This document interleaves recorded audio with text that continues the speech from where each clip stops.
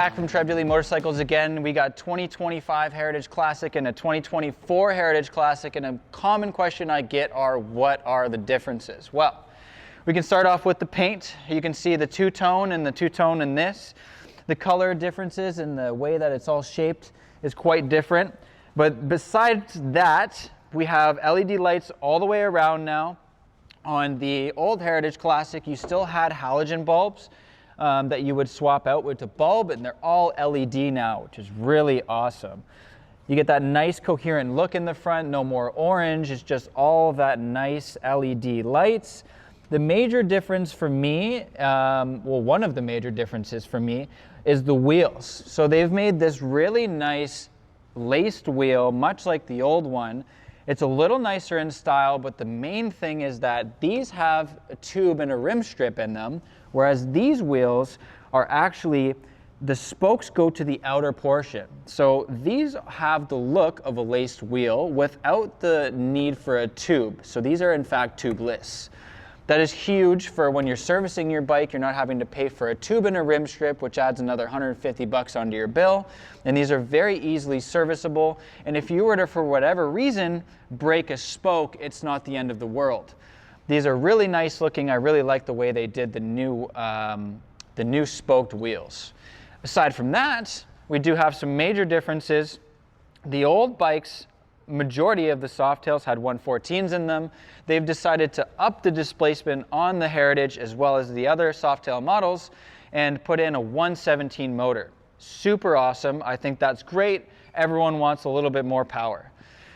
If you come over to this side, we've got a 2-to-1 exhaust as opposed to the 2-to-2 that was on the Heritage. Now, some people love it, some people don't, but this bike had a cutout in the bottom of the saddlebag, which if you're using the right-hand saddlebag, it had actually taken away from some of the room inside the bag. Both sides are full now. You can utilize the entirety of the bag, and you have many more options for your exhaust. One of the bigger changes they made in the electronics on this bike are the ride modes. So in 2024, the touring models were added with the ride modes. You had rain, standard, and sport mode. They've now added that to the Softail models. So you can see the left and the right hand control module have changed. The buttons are a little bit spaced out, a little bit more coherent, a little bit easier to flick with your fingers, and especially with gloves on. A lot of major changes on this bike, all while keeping the same look to an extent. They've come out with really awesome paint colors. The white onyx pearl looks phenomenal on this bike. By far my favorite color. When it comes to the 2024, there still are colors for this bike, such as this one, that were only available for 2024 models.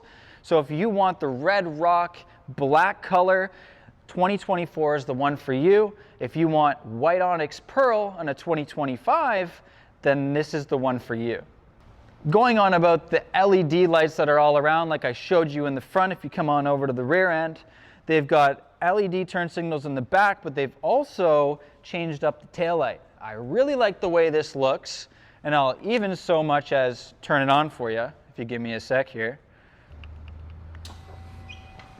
This brake light is super bright and looks really good. You can assure that everyone is going to see you just fine, even with the LED lights in the rear for the turn signals. Something that's common that a lot of people want that they do to their bike almost immediately is switch to LEDs. You don't have to do that anymore. It comes from factory, and you can be assured that everyone on the road is going to see you. So that is the review and the comparison between the 2025 Heritage Classic and the 2024. If there's anything that I forgot or you have any further questions, come on down to Trev Deeley Motorcycles or give me a call. I'll be happy to help.